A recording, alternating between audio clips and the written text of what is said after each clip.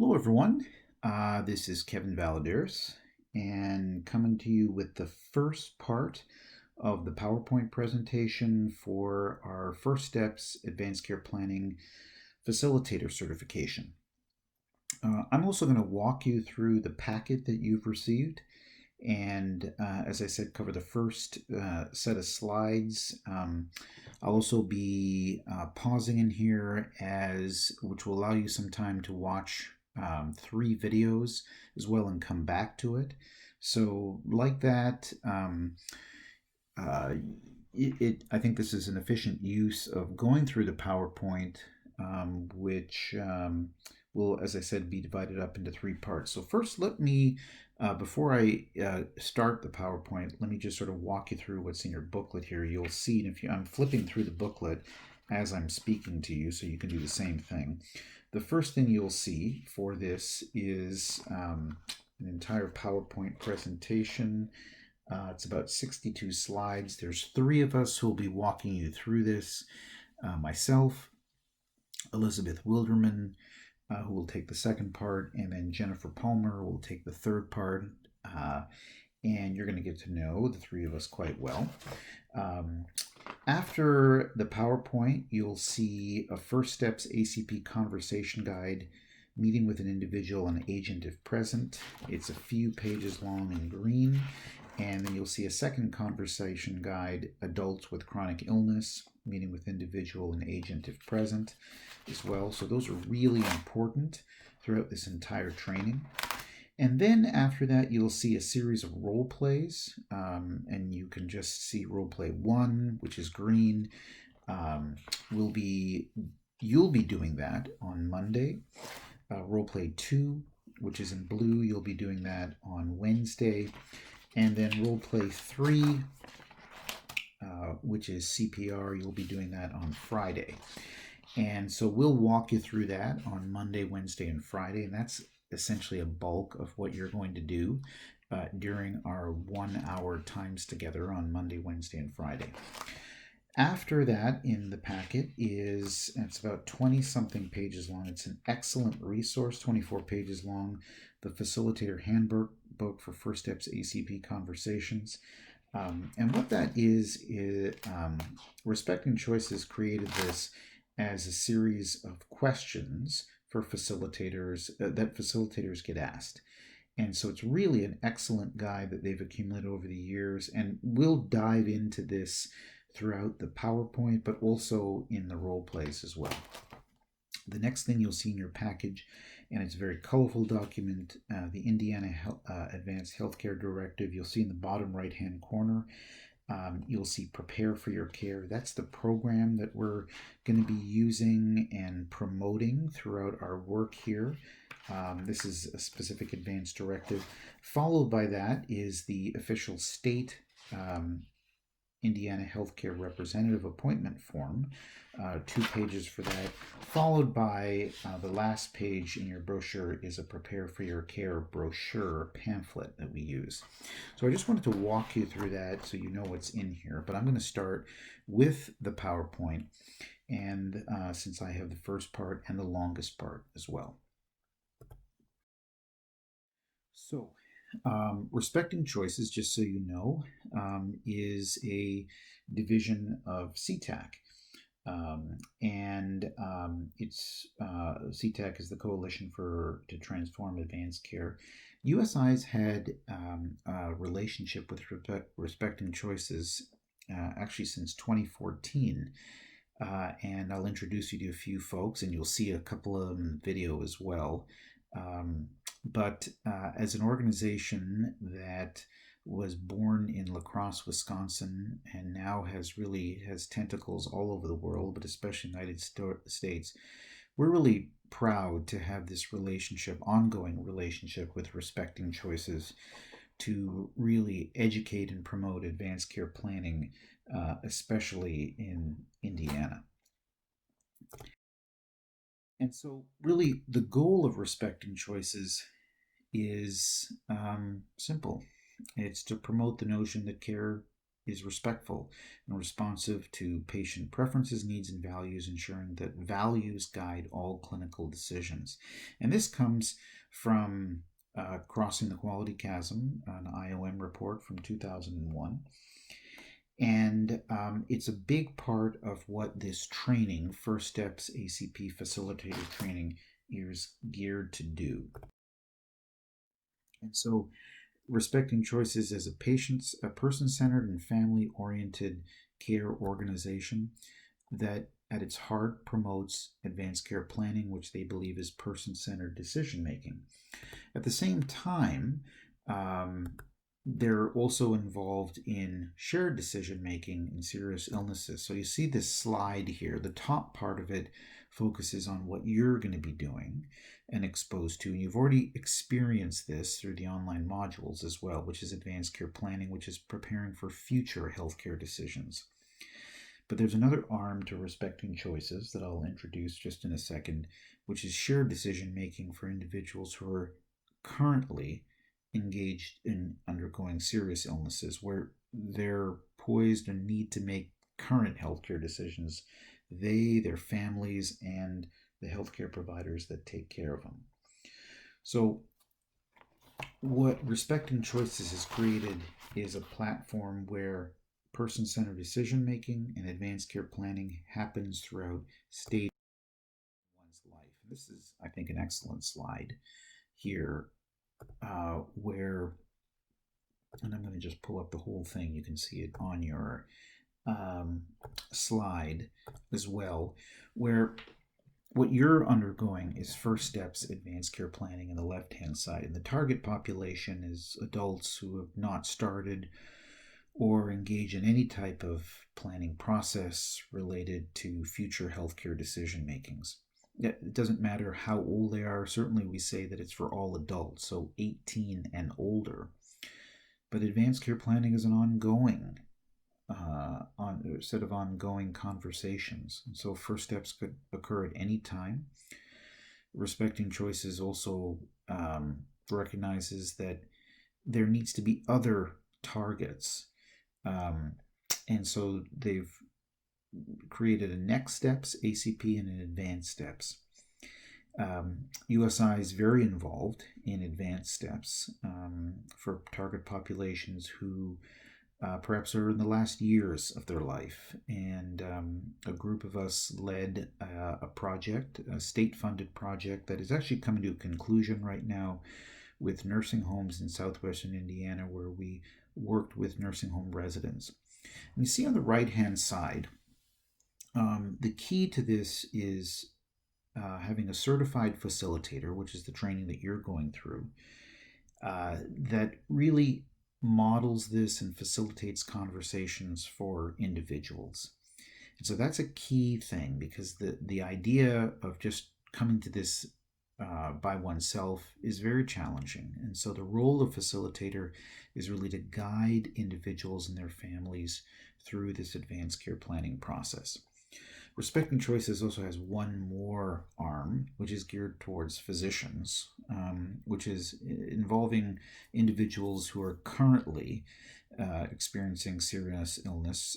Most of the time they're hospitalized or in an intensive care unit. And so this training is geared, this last training is geared towards physicians. And so there are 5 promises that Respecting Choices and the training makes, and let me pull them all up here. We're going to focus on promise 2 and 3. So first, as an organization, we want to be able to initiate conversations, and that's through the role of a facilitator, what all of you hopefully will feel somewhat comfortable doing by the end of this. But then the second promise is to provide assistance within the realm of person-centered decision-making. At the same time, we want to make sure that plans are clear and thoughts are clear, and we'll talk a lot about that throughout this experience. But you'll notice number 4 and 5, because it's also important when you think about those plans. Where are they stored? How are they updated after a period of time? Who's going to use them?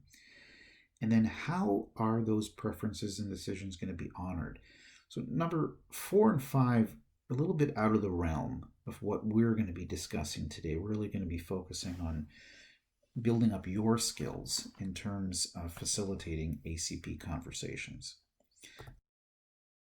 Introductions of some folks. There are two individuals who our team at USI has got to know fairly well. They've actually both been to Evansville a number of times, USI a number of times. Linda Briggs and Bud Hammis, who were two of the founders of this, of Respecting Choices, but also the First Steps training.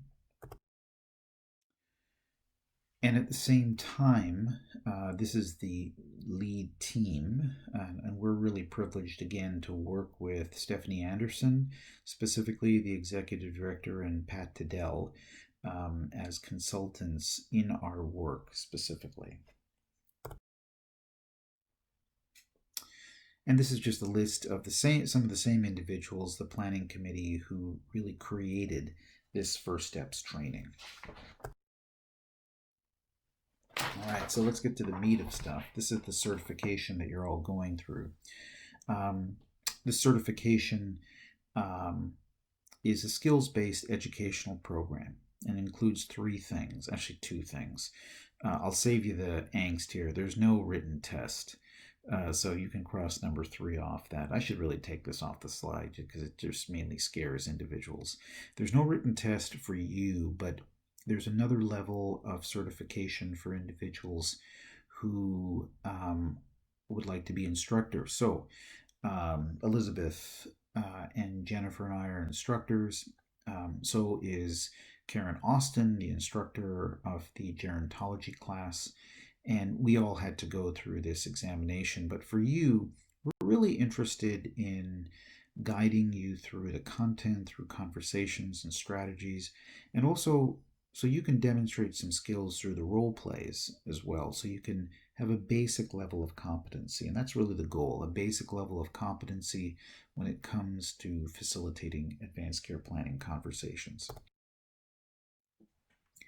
So just so you know, this booklet and all the stuff in the booklet shouldn't necessarily be copied, modified, or shared with others. However, as a soon-to-be facilitator, you can use this, and you should be using this as well in guiding you through conversations with other individuals. All right, this is sort of the last introductory slide here. None of us who are instructing this course have any type of conflict of interest, make any money from this. I like to say I wish we did, but we don't. And that's part of the educational opportunity that you get to experience, that we're really building this into the content of not just what we're doing at USI, but how we're engaging individuals in the community as well through this type of education. So let me start with a basic definition. One of the things that I'm going to stress is that advanced care planning is a process. It is an ongoing process of planning for future medical decisions. And it's really based on 3 things: reflection, understanding, and discussion.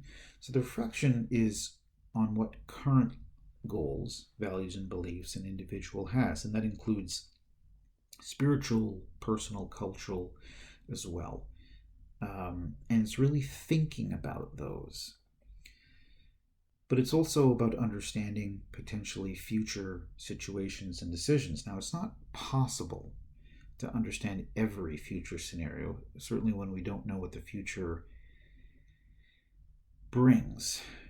And the time that we're in right now, the coronavirus time, is a perfect example. I don't think any of us a year ago at this time could have foresaw where we are now, and yet across the country and around the world, advanced care planning has taken on a new height, new interest, as individuals are uncertain or as they become ill and they're unable to express their wishes. But the last part of advanced care planning is most important. It's discussing these with individuals, because there's no point in reflecting and understanding scenarios if they're not shared. And so discussing these with individuals who either are going to carry out the plan or can facilitate creating the plan is key. Your role as ACP facilitator is to do four things: to promote advanced care planning in any scenario, to move things along, to expedite. So it's not just to have individuals reflect and maybe understand, it's actually to move the needle a little bit. And we'll share that maybe a bit more directly through the Prepare for Your Care process. Certainly to assist individuals not necessarily come to an answer or decide, but perhaps assist them with referring them to other individuals who might be of help, and to guide them towards some sort of creation or of a plan, or at least sharing that plan as well. So you'll notice this slide in here, it's slide number 16. There's a personal engagement activity that is included in this process. And usually what happens is before a course starts, we ask you to have an advanced care planning conversation with somebody that you know. I'm going to ask you to do this after Wednesday's class. So it's not something you need to worry about now, but I will bring this up. And after we meet on Wednesday, I'm going to ask you to have a short advanced care planning conversation with somebody you know. It could be a coworker, could be a family member, that could be on the phone, it could be in person, and you'll have a much better knowledge of where you're going with this after Wednesday. So just hold on to this slide. I will come back to it at the latter part of the Wednesday training and ask you to do this. So some of you might be able to share some stuff with us on Friday. Okay, so I'm going to ask you to look at a couple things in your packet, but also one thing that was emailed to you that unfortunately was not included in your packet. The first thing is a communication skills card, and this was emailed to you. It's actually, you'll see sort of two copies of it, so you can actually take if you print it out, you can take a piece of scissors, take a scissors and cut it. We're going to be covering this. It's just a reminder card that's for you that we use and we encourage you to use when you are having an advanced care planning conversation. So I'm going to ask you, if possible, if you could print this out, because it was meant to be in your packet, before we meet on Monday, and if not, soon afterwards, so you can have a piece of paper. It will just become easier to have the paper with you than to look at it electronically. Now you have also, as I mentioned, the First Steps ACP Conversation Guide in your packet. That's the green. It says First Steps ACP Conversation Guide. And then there's the blue guide, First Steps ACP Conversation Guide, Adults with Chronic Illness. Those two are key. We're going to go over those. You're going to use those throughout this training as well, and we're going to start fairly soon. The last thing, which there's an introductory guide. I don't think you have this. It's really more of a marketing type guide to introduce this to individuals. So I'm not going to ask you to worry about it. We're going to jump right into communication skills and techniques. So what I will ask you to do is pull out that communication skills card that was emailed to you, and we'll start talking about it.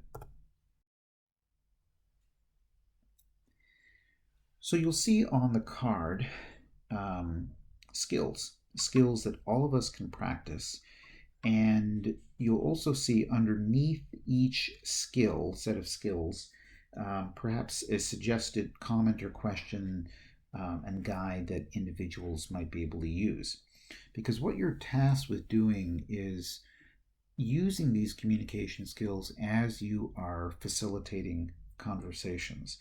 And during our sessions with you on Monday, Wednesday, Friday, we'll be demonstrating some of those and ask you to do many of these things. As an example, explore meaning of words and phrases. When an individual would say, and this is the example that I like to use, uh,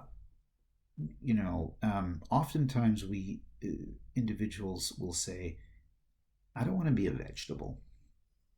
I don't want to be a vegetable. Now, if you've heard that language before, you might have an understanding of what that means. But that might mean different things for different individuals. And it's not something that we can necessarily put in an advance directive. So we want to explore meaning of that by saying, what does this mean to you? Can you clarify what you mean by the word vegetable? And many times, then individuals will unpack what that means to them. And they might say something, well, my grandfather wasn't able to speak after he had a stroke, and I don't want to end up like him. Why is that? Because he lived such a full life, and so you're seeing where I'm going with this. Someone might use the term vegetable, but then it connects to a story about his or her grandfather. And like that, unpacking the words, exploring meaning of words and phrases is key. Paraphrasing and clarifying things, again, turning the communication back to the individual is key. You'll notice the third bullet point, asking, is there anything else? And that's a frequent suggestion that we make in terms of communication throughout the advanced care planning process. Because more times than not, individuals always have something else to say. And our role as the facilitator is not to rip things out of them, but to gently ask them what else is important to you, what else matters to you.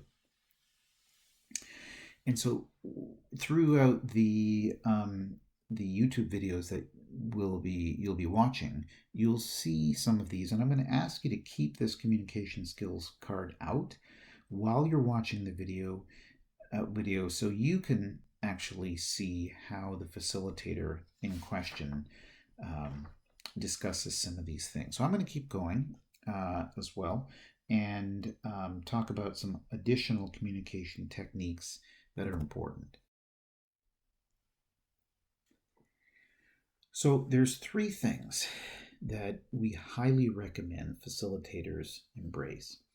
Now, first of all, it's to use the ask, teach, ask technique when certainly providing information, because a lot of this information are new to individuals. So we want to be able to basically talk to them, teach, but then mainly ask them, what do you understand by this? And you can see in italics the statement here. Can you tell me what you now understand about this or that? Because oftentimes the facilitation process is not only new, but the questions individuals haven't thought about. Or they've thought about randomly, but now we're asking them to connect things together. The second bullet point talks about remaining value neutral. So avoiding words, phrases, and certainly nonverbal expressions that may communicate personal biases. The role of the advanced care planning facilitator is not to exert our own biases or values. And so it's not to say, well, I would do this if I were you. Or, are you sure you want to do that? I mean, are you kidding me? That immediately, expresses a bias, and that changes the dynamics of a conversation. And the same thing is true with the third bullet point, paying attention to your nonverbal communication and the nonverbal communication of the individuals that you're speaking to. Now, oftentimes, that can say a lot. We'll be able to, we're going to be doing this over Zoom, I think all of you know. But even when you're listening to my expression, And even though you can't see my face or my body movements right now, you can tell when I'm sort of driving, when I'm driving a comment home, or maybe not at all. But when we're up in front of people and we're saying, come on, tell me what you're talking about, I mean, it puts pressure on people, and that might be detrimental. So the fact that we need to be aware of our own communication really helps us when we're watching for others as well.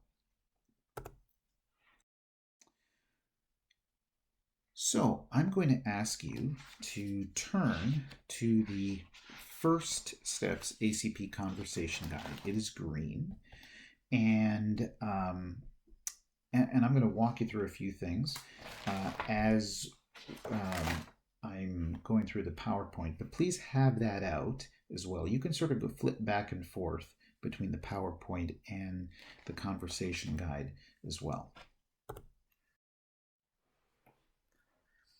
So again, the purposes of First Steps are to engage individuals in advanced care planning who haven't started anything yet, who haven't engaged in a conversation. Maybe they've thought about it, maybe they haven't. But there's really 4 parts to it.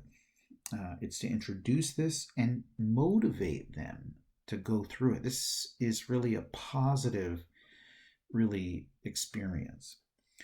Second thing is to select and prepare a healthcare agent. Now, you've heard the term healthcare agent in the online modules. I'll tell you that every state refers to it differently. In the state of Wisconsin, where Respecting Choices originated, they use the term agent. In the state of Indiana, we tend to use the term healthcare representative. And so we're going to go back and forth between representative and agent. It means the same thing. The third part of this process and of this conversation guide is to discuss goals in care for a severe permanent brain injury. And you'll see that not only in the guide, but you'll also see the discussion in a goals of care video. And the last thing is develop a plan. I mean, that's, ultimately where people's reflections and ideas and conversation come into something that can be shared as well. And so what I'm going to ask you to do is look at the guide, and you'll notice that the first part of the guide is titled Exploration, and that's an introduction and exploration of the understanding of advanced care planning and identification of fears and concerns. So what you see on the guide is text. And so where it says, hello, my name is Kevin. I'm an advanced care planning facilitator. I help individuals and their families learn how to plan for future healthcare decisions. And I'm going to start with a few questions. And you see that there's 3 questions there. We're going to ask you in this training and in the role play to actually read this. Read this while you're role playing, and read this while you're having an advanced care planning conversation. So it's not meant as a suggestion, it's meant as a requirement. Now, why do we require it? It's so you can become comfortable with advanced care planning facilitation, but it's also so you don't miss stuff. And so we are telling you to actually use this guide when you're having a conversation and to read it. Now, I will tell you, it's going to be awkward to read. We like to sort of say, well, I'm here to talk about advanced care planning. I might word that differently than Elizabeth or Jennifer. So that's why we're asking you to read what's on the actual conversation guide word for word. Now you'll notice on the right-hand side where it says, for individuals who have completed an advance directive, you can ask some of these questions as well. What do you hope for? What do you hope the document will do for you? The conversation might help you update the document. Have you chosen a person who would make decisions for you? Because oftentimes individuals might have created something, but it might be 10, 15 years ago, and they haven't looked at it in a while. Either way, what the guide does is provide information on advanced care planning and advanced directives, and you can use the teach-back method to assess folks' understanding as well.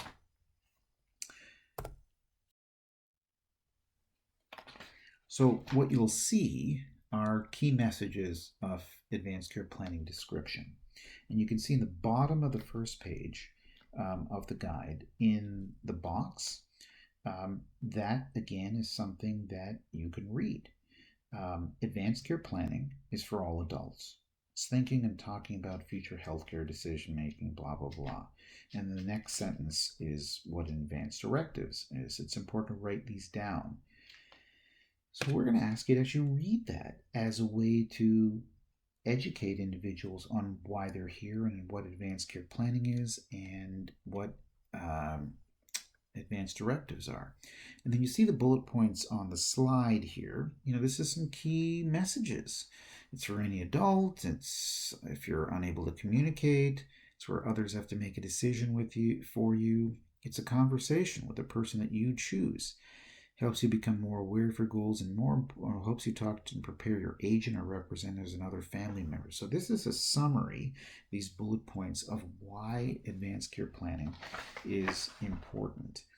And so, but for the purposes of our facilitated training, we are going to ask you to read this. And so the same message is being told to all of the individuals that you're going to be working with. And so along with that are some other parts in terms of exploring. For those who have completed advanced directive, I think we just covered this. What do you hope to cover, or what do you hope the document will do for you? So that's in there as well. And also what fears do individuals have at this early part of a conversation? So I think that's a key thing as well. And you'll see a really good example of that in the first video that we're going to ask you to watch. Oh, hold on one second. I got some more things here. Yeah. So the fears and concerns, I'll just add a little bit more to this because I forgot about these extra bullet points. Really, for some individuals, it allows them to reflect back to an experience that they had perhaps with a family member who maybe didn't have a good experience in their passing, and or something that's lingering or ongoing in their family. And so individuals are reluctant perhaps to engage in this conversation for a variety of reasons, including the fact that why would anyone want to talk about the end of their life? And I think that's something that need to get out in the open. But this is more of a planning document. And, one of the things we like to say is we plan for so many different things in our life, right? Well, we plan for a marriage. We plan for a home. We plan for the birth of a child. And yet we know that at some point, it could be long term, it could be short term. Individuals are not going to be able to make decisions for themselves. And so planning for that is key, just like all the other planning that we do is important. Now, an important part, I keep jumping ahead in terms of the slide presentation, so I apologize for that, is choosing a healthcare agent. And so I'd like you to turn to the second page in the guide, and what you'll see is some slides that are there in the first slide. If an agent is not selected, so if an individual has not chosen a healthcare agent, that section really answers these three questions. So you can see in section 2, one of the most important decisions we encourage people to make is choosing someone you trust to make healthcare decisions for you. Again, we're going to ask you to read those during an advanced care planning conversation, and first of all, during the role plays. So what happens is it's a consistent message, and the ideas are sort of burned into your brain as well. And then, okay, great. So here we are. Now we're at a point where I'm going to ask you to pause this YouTube video and watch the first advanced care planning video that I sent to you. It's about 7 minutes and 46 seconds. You can see the picture on this slide. This is of Matthew and Linda. By the way, this is Linda Briggs, one of the co-creators of Respecting Choices and all of the training. And this video is an introductory video. What I'm going to ask you to do is, while you're watching the video, is to follow along the conversation guide and the communication skills card, and just note, what skills did you observe Linda, the facilitator, exhibiting? And so I'd like you to just pause this YouTube video and watch the first, the demonstration video, and then come back to this one.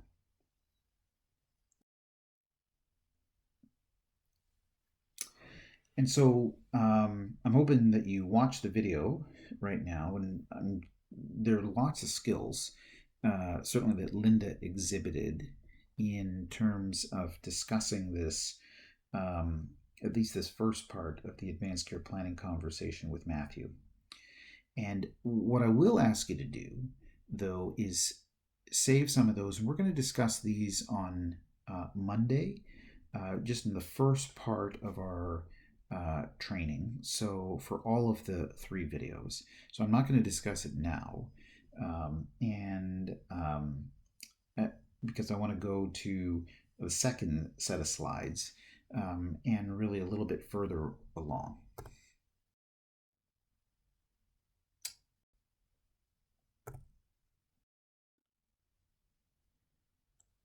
Okay, so I'm going to ask you again to pull out the First Steps ACP Conversation Guide. This time we're going to go to the second page here, where we talk about a healthcare agent present, and have a discussion about that.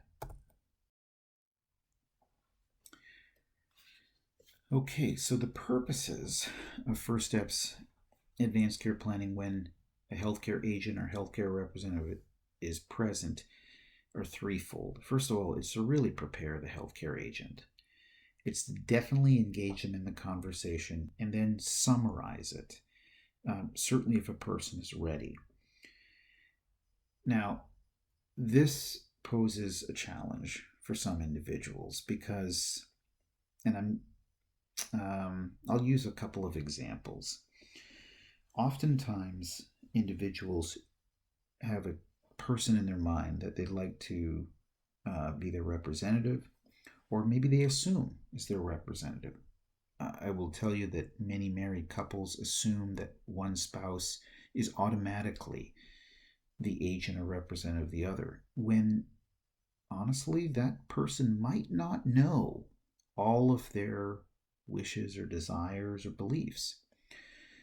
And so the only way that can happen is to engage them in this conversation.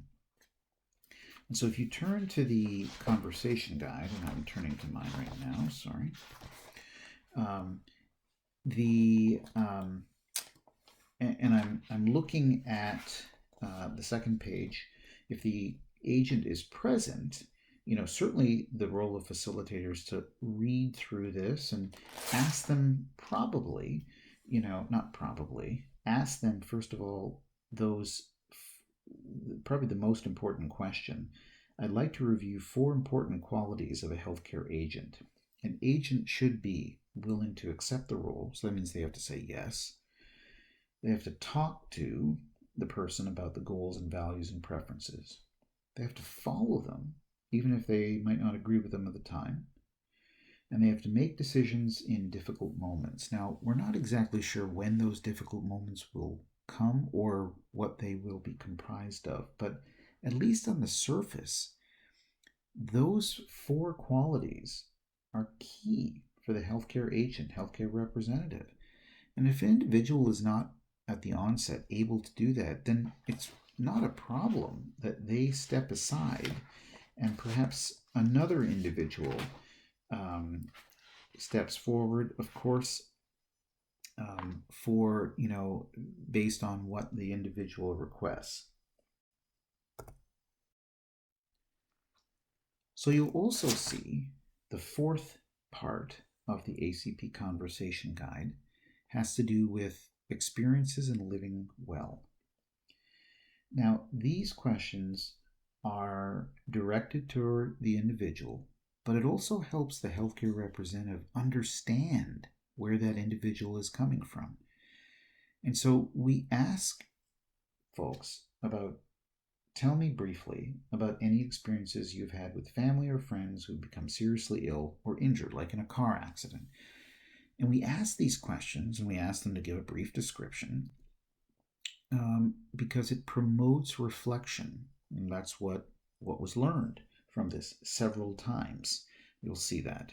Because individuals learn different things. I had a good friend who was in a car accident and had to recover for a long period of time and wasn't able to recover fully. And I'm not sure if that is what I would want if I was in the same situation. Or, my grandfather was in the hospital and didn't come out the same way. And these experiences matter. And we don't forget them. Now, at the same time, if you look at number 5 in the guide, there's what we call a living well question. What does living well mean to you? For example, if you're having a good day, what would happen on that day? Who would you talk to? What would you do? These questions are directed to the individual so they can express what living well means to them, and so their healthcare agent can also hear that. And again, you'll see, what else does living well mean to me? Because it could be a variety of different things based on where a person is in their life. For an example, someone might say, if they have grandchildren, living well to me means watching my grandchildren succeed. But someone else might say, I'd like to be outside. I'd like to take walks or run. And that's important for some key reasons. And probably the most important is, if an individual gets into a circumstance and their health is so bad that they cannot express what living well means to them, they can't go on those walks or hikes, or they can't witness their grandchildren succeed, well, then decisions have to be made as well. And those decisions usually are going to be made in concert with the healthcare agent or healthcare representative, which is why we ask those questions, and the healthcare agent is able to witness it and understand it. Last part, which is also in the guide, relate to cultural and spiritual beliefs. And so number 6 in the guide, again, we're going to ask you to read this by talking about your experiences and what it means to live well. You shared many personal beliefs, but then we ask the facilitator to go a bit deeper. What cultural beliefs do you have? Are there spiritual beliefs that are important to you? Is faith important to you? I will tell you that it is important to so many individuals, but tying one's spiritual beliefs and faith to advanced care planning is not very well done. This is the one part about respecting choices that I think is incredibly valuable. It allows individuals, wherever they are in a faith situation, maybe not at all, to incorporate that in. Well, that's really important as well for an agent representative to hear this as well. Okay, so you'll see that as we go through the guide, and we started at number 1 and we end at 6, that's really exploring those parts which are really important. So, just in a second, I'm going to ask you to pause this YouTube video and watch a second YouTube video. And this second YouTube video, and there's a picture of it, is actually Matthew coming back to Linda again. But this time Matthew's married to Anna. And by the way, Matthew is really married to Anna. I happen to know Matthew, and that's his wife, Anna. And so this conversation happens with Anna present, which is really a wonderful way to sort of explore all of those realms. So I'm going to ask you, as you're watching this demonstration video, to open up your guide, and Linda facilitates the conversation with Matthew in concert with Anna. And again, like we did before, I'm going to ask you to just think about some of the skills you observed, and we're going to talk about those on Monday as well, just very briefly, as a way to get things moving. All right, folks, we are close to the end of my PowerPoint presentation. I know it's probably the highlight of what you've been doing all year to listen to this. But I'm going to keep going on with slide 36 in the book. So, again, I'm going to ask you to turn to page 3 of the guide, which is entitled Goals of Care. This is a really important part, and it's called the Imagine This Scenario. You'll see that in the guide, again, we're going to ask you to read this. But on this slide, here's the scenario, and I'd like you to think about this individually. A sudden event, such as a car accident or an illness, could be a stroke, has left you unable to communicate.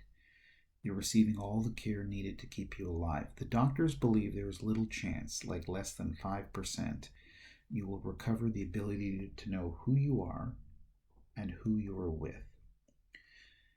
So we present this scenario to individuals within the advanced care planning conversation. This scenario, as it's written, you'll see is exactly in the guide. But then there's a pause and it says, I want to make sure I explain this clearly. Can you tell me in your own words what you understand by this, about this scenario, about this situation? Well, that's a teach back method. So what you'll have is individuals repeat it back to you. And then it's important to go on, what questions do you have about this situation?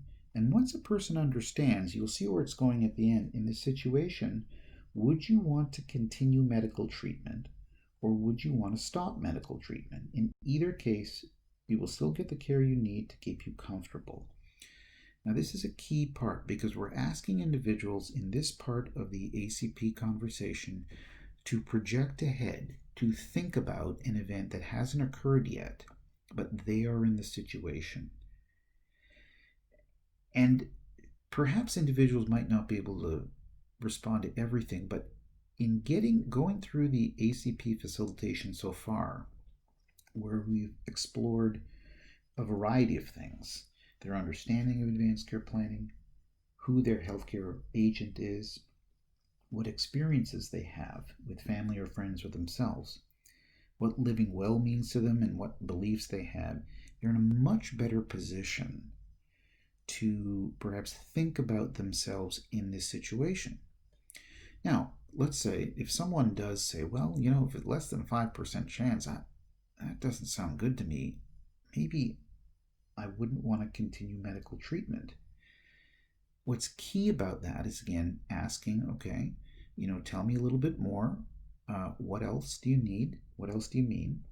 But then it's turning to the agent and ask, can you honor the decision that the person's making? Not asking, could you agree with it, but can you honor this? And so the role of facilitator is not necessarily to draw out an exact answer, because quite honestly, for some people, they might not be able to answer the question at that time. Perfectly fine. But the guide promotes reflection and hopefully some understanding. You'll see this in the third video when the Imagine This Scenario is presented to Matthew. And of course, Anna has a chance, as his wife, to react to it as well. But it is important. So I want to a few things about this. Why is this exploration important? It's important to think about a future scenario, because then you have a much greater ability to project ahead what matters to you. What are the key themes in this situation? The fact that there's an accident, you're unable to communicate.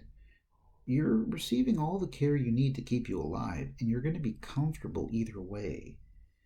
But there's a very little chance that you're going to recover the ability to know who you are and who you're with.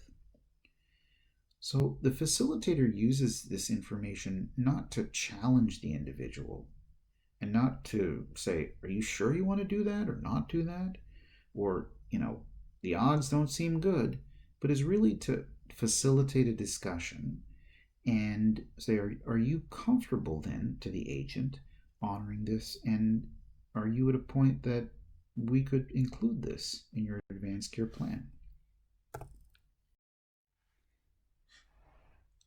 What it allows is for the individual to explain the situation in his own words. It allows for the individual and their agent to ask questions. It really provides clarification to earlier, perhaps, words that didn't make as much sense. So, if you remember, I used the term vegetable. And perhaps that is a word that still comes to mind if a person thinks about themselves in this situation. Well, they could still use the word, but at least there's a deeper meaning behind it. So, this is the third YouTube video demonstration, which is the Goals of Care video that I'd like you to watch. And in this scenario, as you'll see in a second, Linda presents the Imagine This video. Imagine this scenario to Matthew. He asks a series of good questions, and Anna joins in too. But at the end, Anna's role as Matthew's agent is to really be his voice when he's not able to, and it's to honor decisions. So, I know this is a lot of back and forth with videos here. I'm coming to the conclusion of my part of this PowerPoint. But as I said before, we will talk about some of the skills on Monday and carry it forward. And this is really going to be the end of my part. What you'll see is, if you go a little bit further in the PowerPoint, the next thing on tap is the first role play exercise, and we will talk you through that as well. So don't be too concerned about it. But I want to thank you for putting up with this YouTube video and all the other YouTube videos. But hopefully it's going to be a good learning experience for everyone. All right. Thank you, folks. And at this point, I'll let you go.